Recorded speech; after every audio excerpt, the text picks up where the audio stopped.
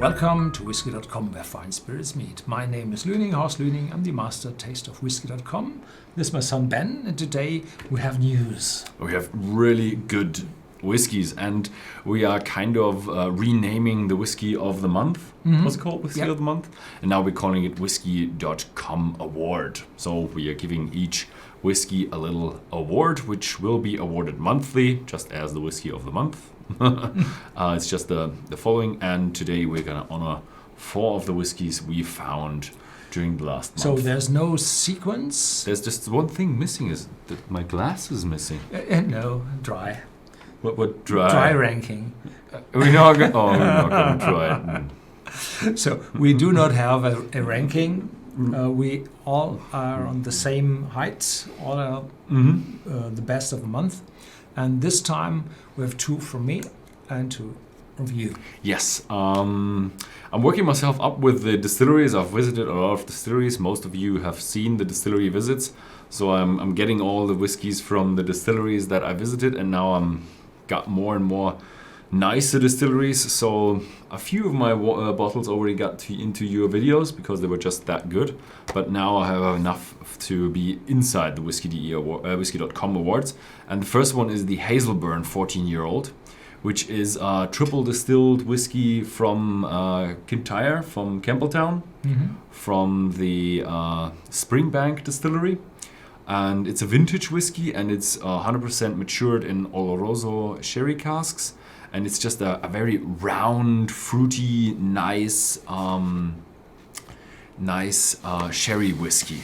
Very mild because of triple distillation and 14 years of age.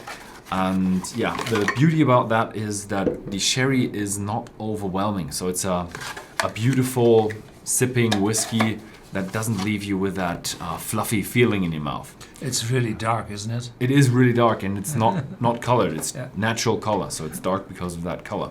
The next one, the Tamdu, is also an exclusively matured in sherry oak. All of the Tamdus are. It's the 15-year-old expression, also very round, fruity, and not also this fuzzy feeling. You don't get it. And the beauty about this one is it has this nice design. You also see the ornaments there and the golden thingies and letters, and the bottle here you can see has a, what do you call it? Like multifaceted ring as a base ground, so it really looks like a Victorian age bottle, and that is just very nice for that Tamdu bottle. Yeah, that are you too. So we are just looking after the best bottles from. I had between 2 and 5 bottles each month, and now we're looking that everybody, both of us, have the best bottle. And if somebody has not, then might be just 1 or 2 bottles there. We're not giving always 4 awards. No, just between 1 and 5. And probably there might be a month without one, but I doubt there are so many good whiskies out there. So, and for me, I had to dump really 2 bottles I would like to have to present. But I can imagine that these 2 were better than those that I had. I had a sniff on them, I didn't taste it. So the first is the Glen Farkas. It's a bottle, a 30-year-old bottle with a famous personnel from Scotland. And this is Jacob I, the son of Maria Stuart, which was beheaded by her cousin, Queen Elizabeth I. And but Queen Elizabeth I had no heirs, and so Jacob I, the son of Maria Stuart, got the crown. Oh, he got the crown, huh? Yes. So beheading first, crown afterwards.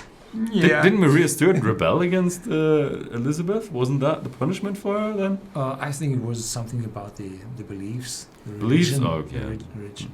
I have to read that. Yeah. So this one, 30 years old. I watched a play about Maria Stuart. Oh, is it not Maria Stuart? Maria Stuart, yeah, I've watched it. Wasn't she called the Bloody Queen or something like that? I'm not sure. No. So she got refuge in France because they were Catholic then. Yeah. And Something Henry like that. VIII. I am Henry VIII, I am. Yeah. So this is a 30-year-old Glen Farkas, wonderful cherry cask matured. And the pricing is really interesting, but only in Central Europe. These bottles do not spread over the world. So I think this one is a lot better than the original 30 years old. This has 46% against the 43 of the 30-year-old. Or does it have 40? I don't know, really. I remember, really. So this is Glen Farkas, as always, one of the very, very best. And then another cherry cask matured whiskey, the Glenlivet, 21 years of age, in this hardwood rack or frame and a cardboard. And that one, you see the level of the bottle a little low because we had a friend there and we had some sips of that. This is, Glenlivet is one of the very, very best distilleries in history in Scotland. And this history you find again in those archive bottles, 21 years old and 25 years old. And it's very massive, very elegant, very expensive, medium expensive, 250 something, I think. So a really good one, but I don't think that these are all 100% sherry casks. I don't think that. So there's a wonderful complexity in that. Yeah, that's it. Yep. Nice whiskies. I think most of the whiskies are standard bottles. This one is a bit limited, right? It's limited, yeah. So it might not be available everywhere and not be available over the time. But the rest of them are pretty available. The Hazelburn, I think it's also a vintage one. So it changes from year to year. So you might not get the same expression if you buy it in a few years. So it's 3,600 bottles, and every year there's a new release of, comparable tasting whiskies. But I think these two are standard bottlings from the distillery, so you should get them all the time. Yeah. Thank you very much for watching. If you found this video interesting, then please feel free to share it with your friends, and see you next time.